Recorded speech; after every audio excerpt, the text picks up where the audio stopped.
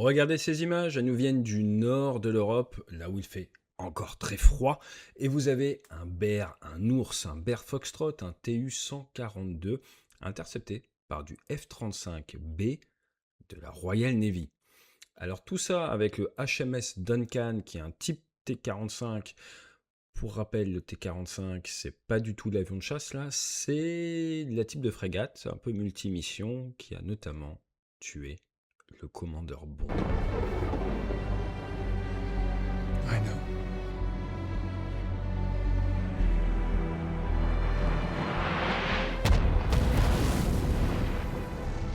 Attention aux submunitions.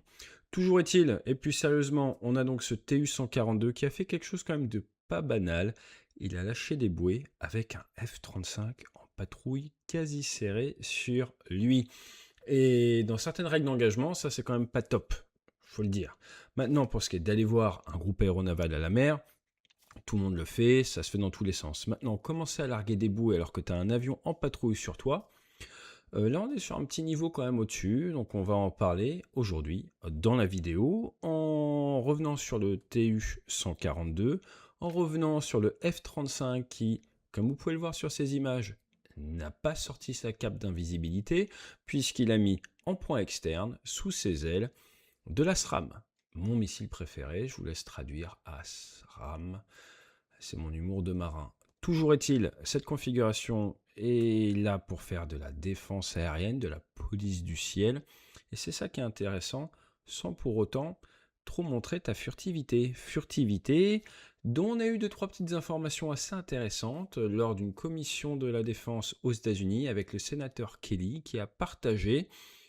Eh bien, je vous dirai ce qu'il a partagé dans une vidéo dédiée dans pas très longtemps. Vous allez voir, c'est très intéressant d'avoir le point de vue d'un pilote qui était en F-16, qui se bat contre un F-35, pour ce qui est de son côté radarisable ou non. Petit point quand même de rappel juste avant, quand le F-35 fait des exercices et quand il est temps de paix, ils ont des petits systèmes qui augmentent sa surface équivalente radar. Donc le fait là de rajouter des points externes, quand on est en paix, de toute façon, ils ne volent pas de manière furtive et une des raisons pour ça, c'est que vous ne voulez pas donner trop d'informations à vos compétiteurs ou vos adversaires potentiels. On creuse tout ça juste après le jingle.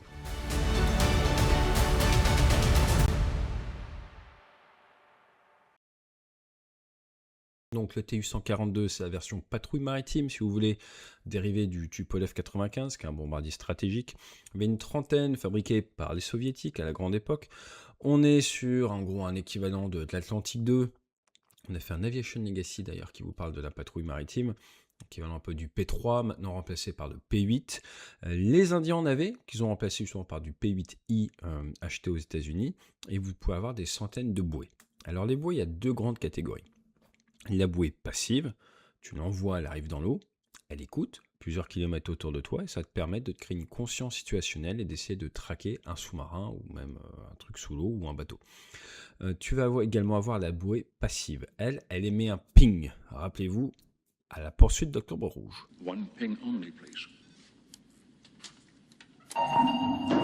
Maintenant, quand vous envoyez ça juste à côté d'un porte-aéronef, et là pour le coup c'est le HMS, maintenant avant c'était Her, mais maintenant c'est un roi, His Majesty Ship Prince of Wales, 65 000 tonnes, donc c'est plus gros que le Charles de Gaulle, 1500 marins à bord.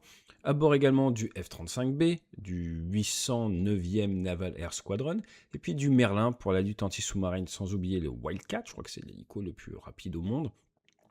Et bien là, vous vous trouvez quand même dans un acte un petit peu plutôt offensif. Donc ce qu'il faut voir, c'est que au niveau des règles d'engagement, généralement, tu as ce qu'on appelle l'hostile intent, une intention hostile, ou un hostile act, un acte hostile. Et le fait de lâcher quelque chose de ton avion, en fonction des règles d'engagement, ça peut facilement devenir un acte hostile. On a déjà vu des interceptions avec des chasseurs chinois contre des avions de patrouille maritime occidentaux qui envoient des chaffes, des paillettes électromagnétiques, c'est pas cool, c'est très limite. Mais on est sur quelque chose quand même qui est un peu différent. Et mettez-vous à la place du pilote de F-35, tu vois sortir des trucs de l'avion. Il y a une petite culture marine, hein, c'est le 809e Naval Air Squadron, donc là on est quand même sur des pilotes qui sont acclimatés à la chose maritime. Et si vous posez la question pourquoi est-ce qu'on ne met pas des gars de l'armée de l'air, Et ben là, on a un bel exemple, parce que quelqu'un qui ne connaît rien à la marine, qui voit un avion qui largue des morceaux, il pourrait se dire c'est une torpille. Donc bref, c'est quand même pas top, mais pour régir tout ça, il y a des accords de 1972 sur les incidents justement en mer, et pour faire simple, on peut venir se renifler, on peut venir se survoler, on a eu des accidents à cause de ça.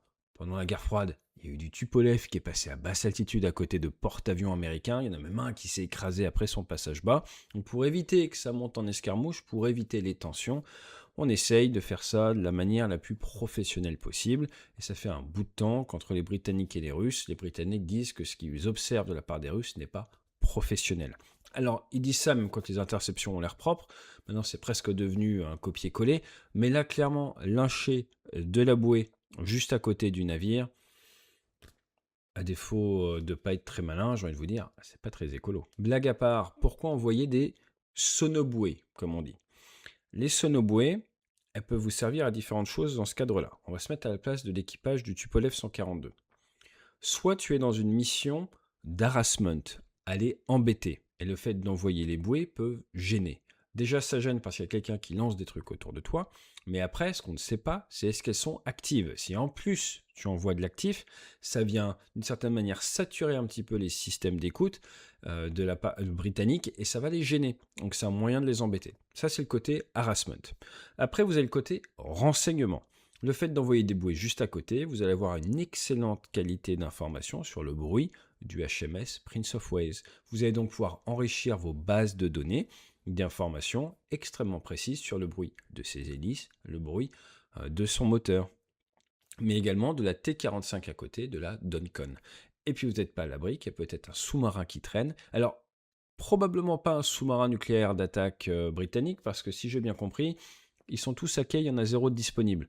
Mais on a vu dans la région, du côté de l'Écosse, du SNA français, Suffren, qui était de passage. Et on sait que le groupe aéronaval britannique sortait d'un exercice avec, entre autres, des sous-marins diesel qui font très peu de bruit, donc peut-être qu'ils voulaient collecter de l'info. Mais jeter ça juste à côté du porte-avions, voilà, c'est quand même assez agressif. Donc au final, option numéro 1, faire du harassment, gêner. Option numéro 2, faire du renseignement, prendre une excellente qualité sonore. Option numéro 3, chasser un sous-marin, peu probable, et je vous les ai rangés dans l'ordre, j'ai envie de vous dire, le plus crédible ou le plus probable. Maintenant, ce que cette vidéo nous permet également de voir, c'est qu'il y a eu le passage du secrétaire de la défense britannique sur le Prince of Wales, que désormais les F-35 vont être utilisés pour la défense également de l'espace aérien de l'OTAN, F-35B, version un décollage courte avec un sky jump, pas de catapulte, atterrissage vertical. Et point de spécificité, l'aéronaval britannique s'est reconstruit après des arrêts pour raisons budgétaires grâce à l'aide des Marines qui sont venus à bord. Ils ont déjà perdu un F-35, les Britanniques, parce qu'ils avaient mal formé leur personnel, qu'ils avaient mal fait l'après-vol avec les mécanos, et qu'il y avait une entrée d'air, un système de protection d'entrée d'air qui a été aspiré par le réacteur du F-35 lors du décollage. Maintenant, à un moment, on entend pas mal parler de retrait éventuel américain en Europe. Sachez que l'Angleterre, c'est quand même un peu spécifique, et que les Américains ont annoncé investir 4,2 milliards de dollars dans les 4 bases qu'ils utilisent principalement en Angleterre, Lakenheath, où vous avez en gros tous les chasseurs, et des chasseurs qu'on a beaucoup retrouvés dans le Golfe. Vous avez Fairford, où ils ont leurs bombardiers. Et je crois d'ailleurs qu'ils vont fabriquer des hangars climatisés qui vont bien avec la bonne hydrométrie pour le B-21. Ça sera la seule base en Europe où il y aura du B-21. Vous avez Middlehall, où ils ont les forces spéciales et les C-130 qui vont bien. Et après, vous avez une autre base avec le renseignement. Donc tout ça pour vous dire qu'il y a quand même une volonté pour les Américains de continuer à développer leur emprise, de la moderniser, en tout cas chez les Britanniques. Ce type de survol, ça s'est déjà vu. Néanmoins, ça a déjà amené à des crashs.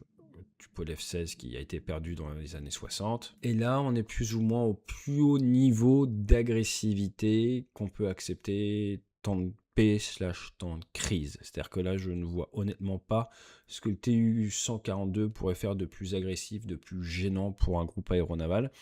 Dernier petit point, fonction des sources ouvertes dont on dispose. Certains disent que les F-35 ont intercepté le Tupolev après qu'il vienne vertical et qu'après il a fait plusieurs tours. D'autres qu'il était accompagné dès le début. On ne sait pas. Ce qui est sûr, c'est que fonction de la posture, vous avez plus ou moins des avions en alerte, mais maintenir des avions en alerte en permanence a un coût pour le porte-avions. Autre point également, Les Anglais n'ont pas le guet aérien comme on a en France avec le Hawkeye, mais là ils sont du côté de la Norvège. Vous avez quand même de la conscience situationnelle grâce au radar et le Tupolev 142, c'est pas un avion qui va se balader trop bas. Vous devriez réussir à le sortir. Et la T-45, c'est un excellent radar, même si eh bien, vous êtes gêné face à un aéronef à basse altitude, car oui, la Terre est ronde, 1,32 racine de H. Vous prenez la hauteur de votre émetteur radar et ça vous permet d'avoir une idée de la distance à laquelle vous allez détecter un avion ennemi. Alors s'il vole à 100 pieds, vous n'allez pas le voir très tôt, donc il faut s'en méfier. Les Britanniques en savent quelque chose, demandez au Sheffield, mais ceci est une autre histoire. J'espère vous avoir aidé à avoir une meilleure conscience situationnelle sur le problème. Je vous dis à très vite sur la chaîne. N'hésitez pas à vous abonner, à mettre les notifications avec la petite cloche. On a plus de 550 000 abonnés et en fait on se rend compte, je crois dans la première journée, j'ai regardé les statistiques hier, il faut que vous êtes 1000 ou 1200 à avoir une notification que les vidéos est sortie. On a une chaîne WhatsApp également où on vous dit quand les vidéos sortent et puis vous êtes de plus en plus nombreux à venir voler avec moi sur le bassin. N'hésitez pas, c'est super sympa, on fait ça tôt le matin à la fraîche, meilleure manière de commencer la journée et en plus comme ça on partage une petite chocolatine. Et si vous appelez ça un pain au chocolat, vous êtes quand même admis à bord, il n'y a pas de souci. Allez, à très vite, fly safe.